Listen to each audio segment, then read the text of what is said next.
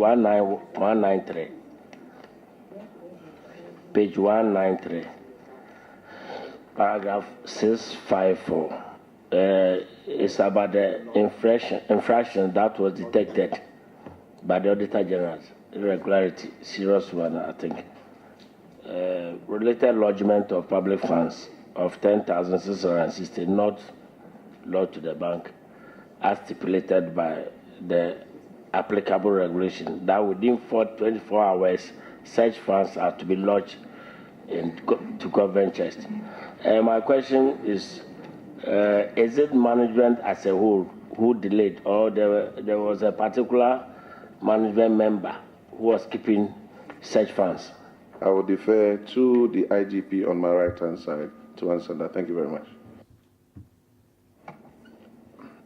Mr. Chairman, thank you very much for the opportunity. I'll beg to also defer this question to the internal auditor who will answer this question. Mr. Chairman, management has accepted a recommendation that was announced. The issue came out from arms and ammunition. They receive fees for arms and ammunition, and they are supposed to pay within 24 hours to the bank. But at times, because of the small money involved, they delay and pay after some time. And in this particular case, it was realized that this 10,660 over a period was delayed in payment. Not that the money was not paid, but they were delayed in payment, ranging from 8 days to 217 days. But we have stepped up supervision over the arms and ammunition clerk. And then we have attached the new regime at which the thing is being done now on daily basis.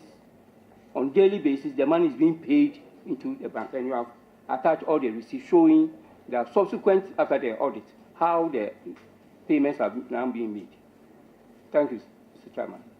Mr. Chairman. Reference to page number 192. Let's see. Question number 652. Paragraph 652.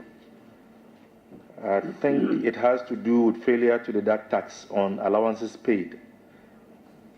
The recommendation by the Auditor General states that we recommend to the Commandant to ensure that the tax amount of 7,868 cedis is recovered and paid to the Commissioner, Domestic Tax Revenue Division of the Ghana Revenue Authority.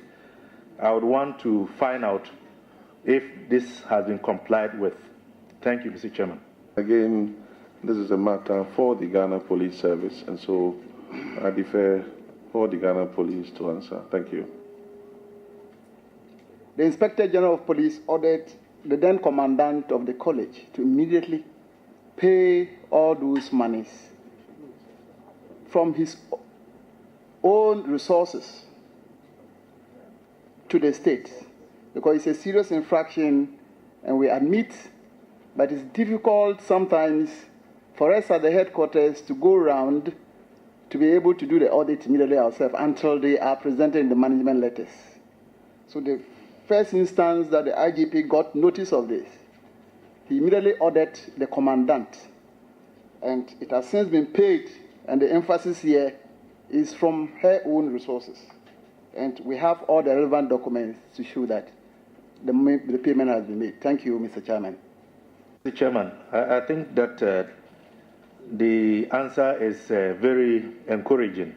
I say so because of the directive that the resources be refunded to the state from the personal resources of the Commandant. Whilst I have no reason to doubt the response, would it be possible to get any documentary evidence to that effect? Thank you, Mr. Chairman. Ras Mubarak. I'm grateful, Chairman. And your ministry, over the last 10 years, has also been cited for various infractions in the Auditor General's report. Exactly what is happening at the ministry, and can you give this committee the assurances that going forward, we wouldn't see some of these infractions? Because if the police are breaking the law and somebody else goes to break the law, you wonder whether the police would have the moral justification to go and arrest somebody who breaks the law. So give us the necessary assurances that going forward, we can't have this from your ministry. Let me assure this August committee that the security agencies in this country are more to the task, they are professional, and they will not break the law. However, let us also be guided by the fact that we are operating a human institution, so they are bound to errors. Indeed, in the last 10 years, we are told that the system by which some of these things were done were by manual. Today, by the grace of God, we have migrated onto the electronic system. There is the highest assurance that with the electronic system in place, some of these errors will be checked. And on behalf of my minister, who is very hardworking in ensuring that his ministry ensures, guided by your good self and the oversight, will come back in 2017, reviewing 2016 with most of these things, probably, if not zero, very much dealt with. Thank you very much. Thank you. Refer to uncompetitive procurement of 18,759. Exactly what happened and what necessary steps have been taken in ensuring that bids or procurement within the Ministry of Interior fully adhere to the tenets of the procurement laws. It happened at the Paulugu Police Training School. The commander there reported that they purchased food items, and they were ice, fish, rice, cooking oil. And he said they had an arrangement where they could obtain credit facility, when they needed it from two companies that supplied the items, and so they didn't make the purchase competitive. We have admonished the commander there to ensure that he complies with the provisions of the procurement law. So we are very optimistic that this will never happen again. Funds to procure instead of buying on credit and giving somebody a blank check to be the only one who supplies. Mr. Chairman, the issue is not with the funds, but the time that the funds come. The school might need some items to feed the recruits before the money comes. So they had this arrangement with those companies to get these things done. So it's an issue of late release of funds. Yeah. Mr. Chairman, may I suggest that going forward, no, I'm making a suggestion based on his answer. You should seek permission from the chair before you talk. I will not allow you to talk. Honorable Ajakum. That are sitting in our various stations, barracks, so to speak, and with reference to paragraph 639, 640, we know what the law says. And so I want to know from the IGP what measures they are taking. Because if you go to all the barracks, you see these things. And apart from the danger that they pose even to our policemen and women, their children within the barracks, the issue of space is also at a very critical stage. So what measures are you actually taking to address that? Thank you very much, Mr. Chairman. The question was directed to the IGP, so I'll let him do so. Honorable Minister, just signal them.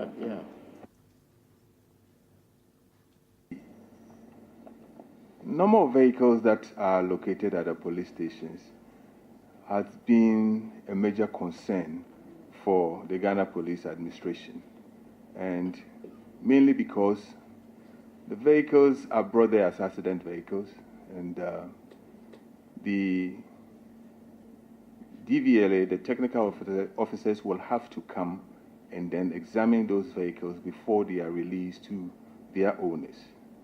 There are occasions where accident vehicles are dumped there, and we will require to evacuate all of them. We acquired the land at Soweto, where we are able to send these abandoned vehicles and accident vehicles to. And so far, that is the only place that we have. And we have almost about 513 vehicles that have been sent there. And 301 of these vehicles have been released to the rightful owners. Most of the cases are still pending in court. And we've sent a circular to all regional and district commanders so that they expedite action in these cases so that we are able to evacuate the vehicles. We're still looking for places where these abandoned vehicles will be sent to, where eventually, if they are not recovered by their owners, we'll auction them and place the money into government's coffers. The law that limits the duration with which this case should be concluded. If not, then you can take action to dispose of the vehicle. Mr. Chairman, we do not have the law. If the case is in court, we wait for the determination of the court before these vehicles are disposed of. In fact, there is a committee in place right now to fast-track the evacuation of these vehicles from our various stations, including Soweto. Honorable Alex. The extent to which they liaise with the DVLA, because I know that all those vehicles are, some of them, almost every vehicle is supposed to be registered. And so those ones that the owners abandon them, run away for fear of, my advice is that, yes, those ones that for various offenses they impound to and they run away. I think that when we liaise with the DVLA, we will know specific their owners, where they stay, and then we can trace them. Thank you, Mr. Chairman. That's all I have. 9, para 678, page 199, para 8, 678, and the activities of Ghana National Fire Service, Sunyani, and the amounts involved. That particular district or sector need to account for about 62,759.28 unpresented payment vouchers, unaccounted revenue, fuel purchases unaccounted for.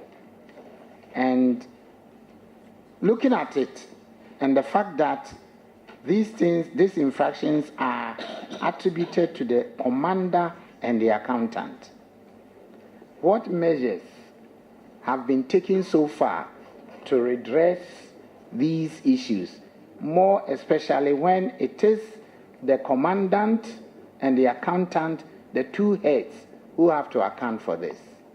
In terms of the fuel pitches,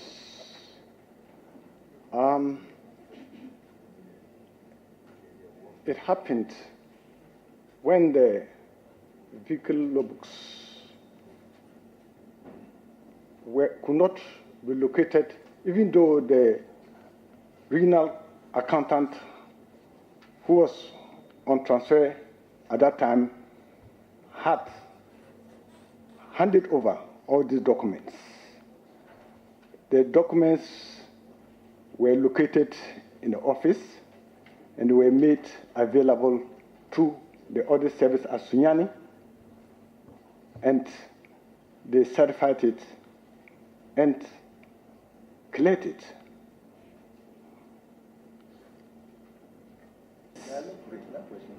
Yeah. We have evidence with us. Yeah, we have evidence with us here, which we are ready to present. Let's have the evidence tender in to the Auditor General staff here. I congratulate my brother, the Deputy Minister for Interior, and then the IGP. Mr. Chairman, this afternoon I feel very safe, and I believe you also feel very safe. Look at the man. Yes. Security forces. The IGP is here. His men are behind him. That's right. Our own brother and minister is also here. Look at the immigration service. We are very safe. But I ask just a question. The Speaker, Mr. Chairman, let's go to page 194, paragraph 663. Fuel purchase not accounted for. 1,405. I don't know whether the driver is here. 1,405. Mr. Chairman, let me give this short education. The logbook kept in the vehicles is not for nothing. One, it assists the management to know the movement of the vehicle, fuel utilized, and even sometimes where the driver goes to the vehicles. But I know as security services, they have devices in the vehicle they can track. But then I think we have to impress upon our drivers to make sure that this book is always kept.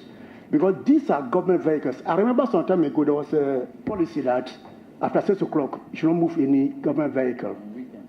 And weekends too. Even though that cannot be applied to the security services because they work 24 hours. So it is unfortunate. At the exit meeting with the Auditor General, management could not sort this out that has appeared in the report. I want to find out whether this has been resolved or it is still outstanding.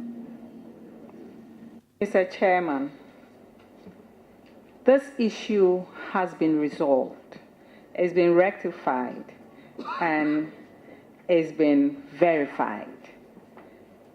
They can attest to that. Did you alert them? Did you give copies of the document to them to verify that indeed it has been solved? Mr. Chairman, I wish to add that this, according to the District Auditor, Audit Service Sunyani, the matter has been resolved, and according to the team leader's remarks, no further action is required. It is the same Sunyani. Yes, please. We had Sunyani issue earlier in the morning, recurring. So you submit the evidence you have to the Audit Service Accra, not Sunyani. Submit it to the gentleman by your right hand. We will verify what is the claim from your district office in Sunyani, and then report accordingly. My last one. Wow. On end salaries, 67,000. It's been asked. Sure. Mr. Chairman, I wonder how some individuals can meander their way through and get their names on the PV of a security service. Atipaga, Abdallah, Afari Lawrence, Eunice Pellis, Kodia Edmond Treneboa, Doku Samson, Tete, Adam Idrusu, Adafia Jude, Bodo Daniel, Kwabla. Mr. Chairman, I want to find out whether these people are indeed alive, they are there, and whether the service has been able to delete their names from the government payroll so that they will not take on end salaries. Mr. Chairman, these officers are alive. The issue is they were transferred, and the names were not transferred to the management units of their stations. Their term goes in quotes, but they are really alive. The correction is being done. The input forms have been completed and sent to the Controller and Accountant General's office. Minister, let me follow up. Read the recommendation of the Auditor General. The Auditor General is saying that we recommended that management should write to the banks of the beneficiaries to have the amount transferred to the suspense account of the Controller and Accountant General. The Director and Accountant should be held accountable if the salaries have been withdrawn by the unknown beneficiaries.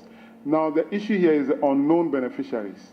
But according to the answer you gave, these are officers of the service, which means that you are disputing the auditor's assertion that these people are unknown.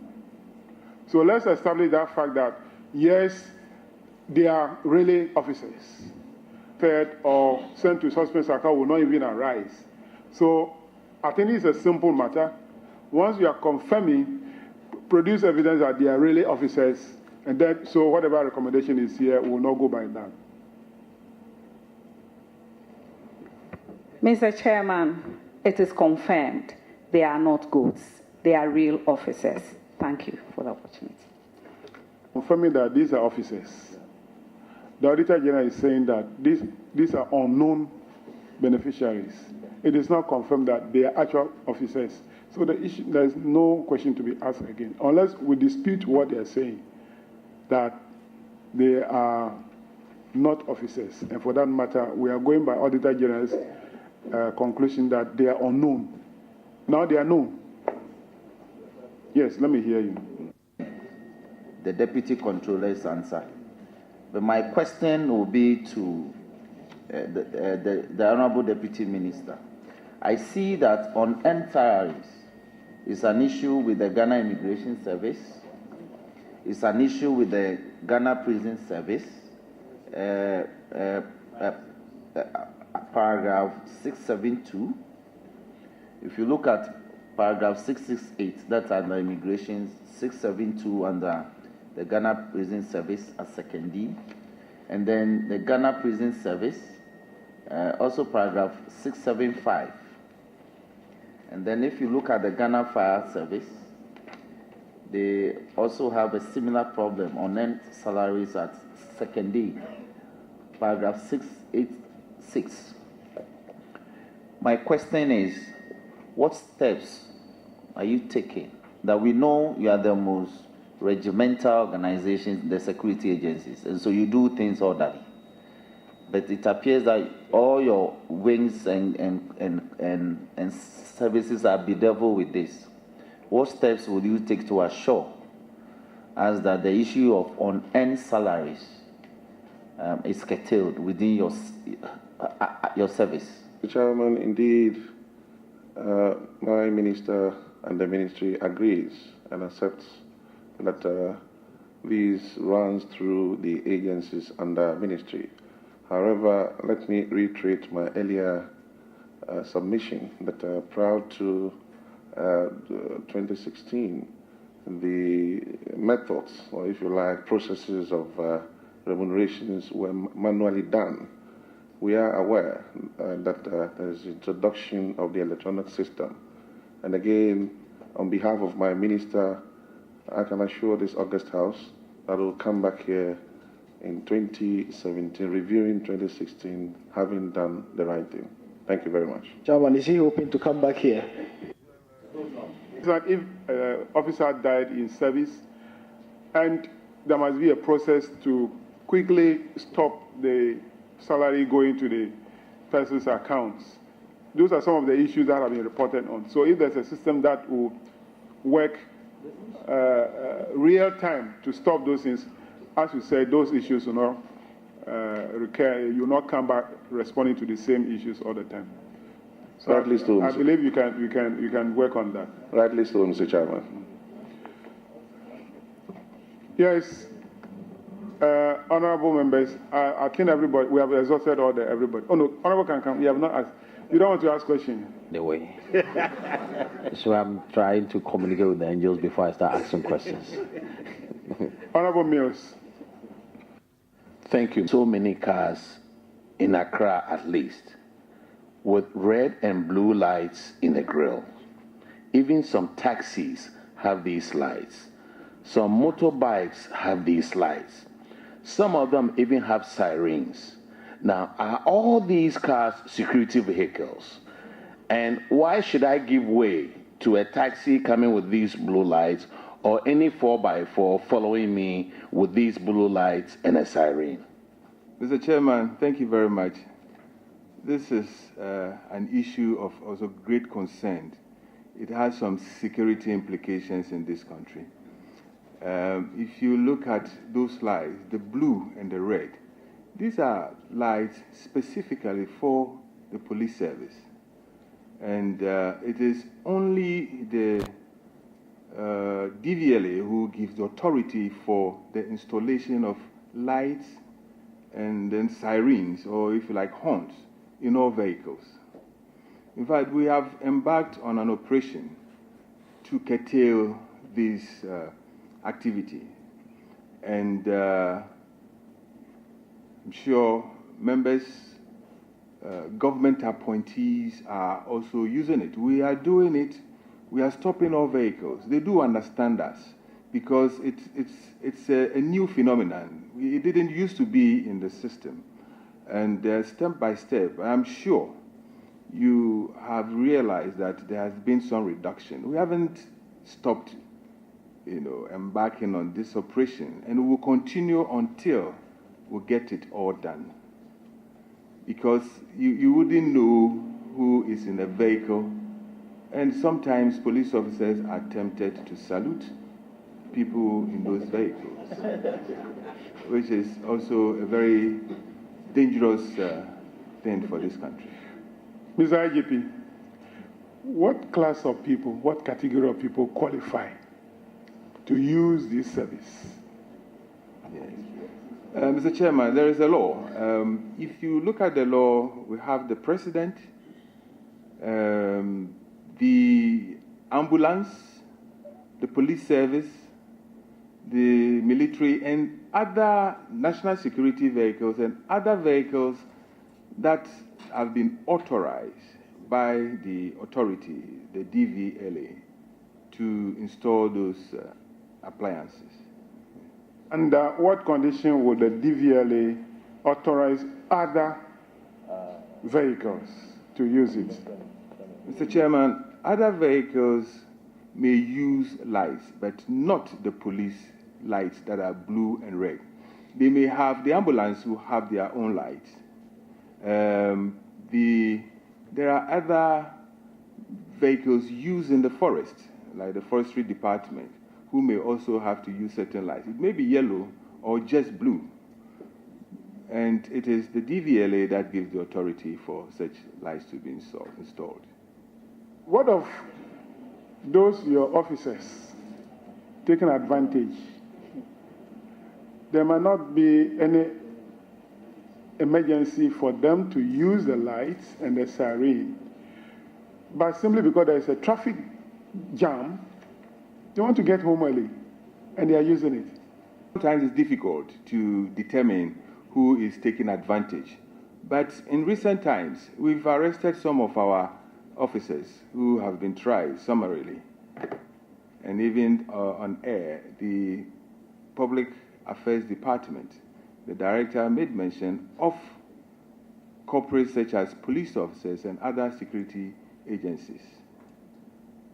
I agree with you that it's difficult for you to determine when, at what point the officer is using it, and it's difficult to determine. But I think that for the fact that the police service is allowed to use it because of the nature of your work, the officers should also bear with some of us who are also the road users. We also prefer to use it. And if everybody wants to use it, then there will be chaos on the road. So they should minimize. If there is no need for it, they should not use it. I think that will help all of us. Deputy Ranking. According to the auditors, they pay these allowances without taking the withholding tax on this allowance. I think. Mr. Chairman, with the greatest of respect to my honorable colleague, member of the committee, that question has already been dealt with. An answer in your response. And the way it's been dealt with, that's my concern. I have a concern that the amount has since been paid. This was monies we were paid gross to the beneficiaries. Did you make them to come and pay the tax, or you took it from treasury your account? Kate, earlier on that question has been dealt with. And when I say dealt with, I meant that it has been asked now, and my men have responded to it.